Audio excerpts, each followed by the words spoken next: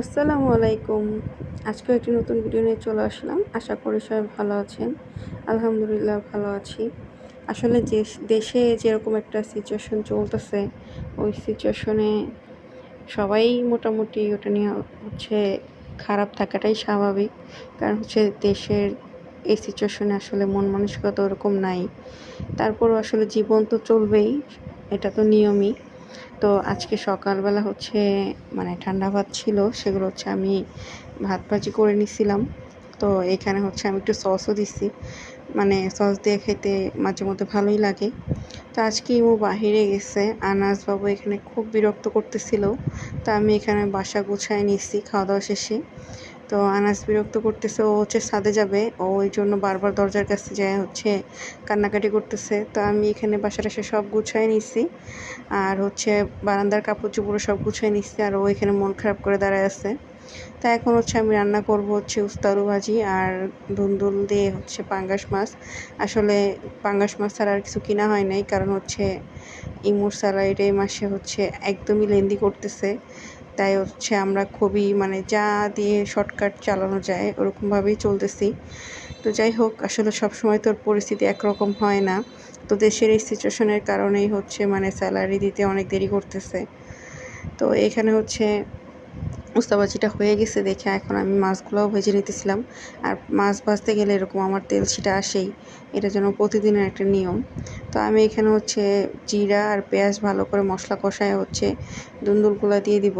কিন্তু আজকে দুন্দুলগুলো একটু ভালো ছিল না, কেমন জানি নষ্ট হয়ে গেছিলো নাকি, মানে আশ লাগতেছিল খাইতে। তো তারপর হচ্ছে অনেকখানি তরকারি ফালাই দিতে হয়েছে, কারণ ভালো লাগতেছিল না খাইতে। তা আমি এখানে হচ্ছে দুন্দুলটা ভালো করে কষায় তারপরে হচ্ছে ঝোলের পানি দিয়ে দিব। আর দুন্দুল যেহেতু নরম টাইপের সবজি, পানি বেশি দেওয়া লাগে না। তো একটু কষানোর পরেই আমি অল্প একটু পানি দিয়ে মাছগুলো দিয়ে দিব। তো পরে হচ্ছে আমরা যেগুলো দুন্দুল হচ্ছে নরম ছিল সেগুলো দিয়েই খাইছি, আর বাকি দুন্দুলগুলো তরকারিগুলো ফালাই দিছিলাম। তো এখানে হচ্ছে আমি উস্তা আলু ভাজি নিয়ে বসছি, সাথে এই যে দুন্দুল দিয়ে মাছ দিয়ে। তো ভাল লাগতেছিল না, সারাদিন বাসায় ছিলাম, বিকালে একটু সন্ধ্যায় ছাদে যেয়ে চা খাইতেছিলাম। আনাসবাবুও খেলতেছে। ও ইদানিং সন্ধ্যার পরে উঠে দেখে ছাদে সন্ধ্যায় আসা হয়। এই যে মাগরিবের পরে আজান, আকাশটা এত সুন্দর লাগতেছিল, লাল হয়েছিল। এই পুরা জুলাই মাসটাই না আকাশটা কেমন লাল হয়ে থাকতো। তো আসলে জানতাম না যে এরকম একটা সিচুয়েশন হয়ে যাবে জুলাই মাসে। তো এখানে হচ্ছে ফ্রেঞ্চ ফ্রাই করবো একটু। ইমো অনেক দিন ধরে বলতেছিল একটু ফ্রেঞ্চ ফ্রাই খাবে, ফ্রেঞ্চ ফ্রাই খাবে। তো আসলে আমি করে দিতেছিলাম না। তো যাক, আজকে চিন্তা করলাম আচ্ছা ঠিক আছে আজকে একটু করে দিই। কারণ হচ্ছে অনেক দিন ধরে বলতেছে, আর বাসায় যেহেতু আছে, তো একটু গরম গরম ফ্রেঞ্চ ফ্রাইও খাক। তাই এই যে ফ্রেঞ্চ ফ্রাই আর সস নিয়ে হচ্ছে গেছি বারান্দায়, তারা বারান্দায় বসেছিল। আর এই যে আনাস এখানে হচ্ছে কথা বলতেছে আর বাবার সাথে। তা আমি এখানে পরে একটু পাস্তাও রান্না করছি। আসলে ফ্রেঞ্চ ফ্রাই খেয়ে তো সন্ধ্যার নাস্তা খাওয়া হয় না, তাই আমি একটু পাস্তা রান্না করছিলাম। তো পাস্তায় আমি সব সস টস দিয়ে একবারে হচ্ছে নিয়ে নিছি। আর পাস্তা একটু লবণ বেশি হয়ে গেছিলো, পরে হচ্ছে আমরা দুজন কোনো রকম খেয়ে বাকিটা রেখে দিয়েছিলাম, যে অন্য কোনো সময় যদি নুডলস রান্না করি তখন এই পাস্তাটা দিয়ে দিব। তো পরের দিন সকালবেলা হচ্ছে ডিম ভাজি করে নিব, যেহেতু তরকারি ফেলে দিচ্ছি, আসলে ভাত খাওয়ার মতো কিছু নাই।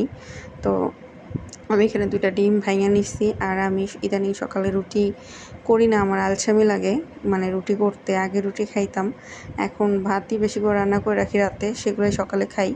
তো এখানে উস্তা আলু ভাজি নিচ্ছি আর ডিমের সাথে।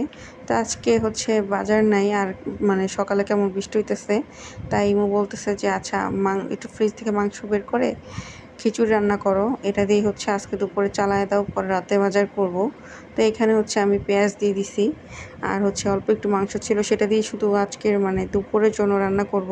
তো এই যে আমি মাংসটা কষায় নিতেছি, সাথে সবজি একটু নিচ্ছি, আলু, পটল আর হচ্ছে পেঁপে। তো আমি আগে মাংসটা ভালো করে কষাই, তারপর হচ্ছে দিয়ে দিব ডাল। আমি ডালটা কিছুক্ষণ ভিজায় রাখছি, তাহলে হচ্ছে ডালটা সিদ্ধ হইতে তাড়াতাড়ি হয়। তো এখন হচ্ছে আমি ডালগুলোও দিয়ে দিব, যে ভিজা রাখার কারণে ডালগুলো একটু ফুলে উঠছে। তো এখন ডালগুলো দিয়ে মাংসটা দিয়ে কষাই, তারপর হচ্ছে একটু পানি দিয়ে সিদ্ধ করে নিব। তারপরে হচ্ছে আমি আতপ চালটা দিয়ে দিব। তো এখানে হচ্ছে আমি ডালগুলা দিয়ে ভালো করে কষায় নিতেছি। তো পরে এখন আর আমি কোনো কিছু মশলা ইউজ করি নাই, যা গরু মাংসের মশলা ছিল সেইগুলোতেই হয়ে যাবে, আমি আর বেশি কিছু ইউজ করব না। আর আমার এটা বাজে অভ্যাস, গরম পাতিল ধরা বারবার। তো এখানে হচ্ছে ডাল আর হচ্ছে মাংসটা সিদ্ধ হয়ে গেছিলো, পরে আমি সবজি আর চালটা একসাথে দিয়ে দিছি, সাথে কিছু টমেটো আর কাঁচামরিচ দিছি। তো এখন হচ্ছে আমি মাংসটা ভালো করে নাড়াচাড়া দিয়ে নিব। আর আমি পাতিলটাও চেঞ্জ করে দিছি, ওই পাতিলে হবে না মনে হইতেছিল, তো পাতিলে আর একটু পানি বেশি দিয়ে আমি ভালো করে মানে নাড়াচাড়া দিয়ে নিতেছিলাম, আর সাথে কিছু লবণ দিয়ে দিছি। তো আর এক্সট্রা কোনো সবজি দিইনি। এই যে আমার খিচুড়ি হয়ে গেছে। তো আমরা যখন হচ্ছে খিচুড়ি খাবো তখন দেখি বাইরে বৃষ্টি হইতেছিল।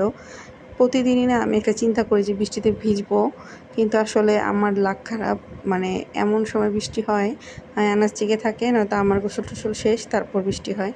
তো এই যে আমরা লাঞ্চ করতে বসছি খিচুড়ি নিয়ে। তো সন্ধ্যায় হচ্ছে একটু চা খাইলাম দুজনে মিলে বসে। চা খাইতে খাইতে হচ্ছে গল্প করতেছিলাম যে ইমুর অফিস কবে খুলবে। তো ইমু বলতেছিল যে একটু দেরি হবে খুলতে। তো এই মই যেখানে চা খাইতেছে বলতেছে আমি একটু বাহিরে যাব, তো তুমি চা খাওয়ার চক্কর আর বাইরে যেতে পারতেছি না। তো আমি আচ্ছা ঠিক আছে যাও, সমস্যা নাই। আর হচ্ছে আমি এখানে ডালটাও রান্না করে ফেলছি। তো ইমু আজকে একটু বাংলাদেশ মেডিকেল যাওয়ার কথা ছিল, তো ইমু সেখানেই গেছে।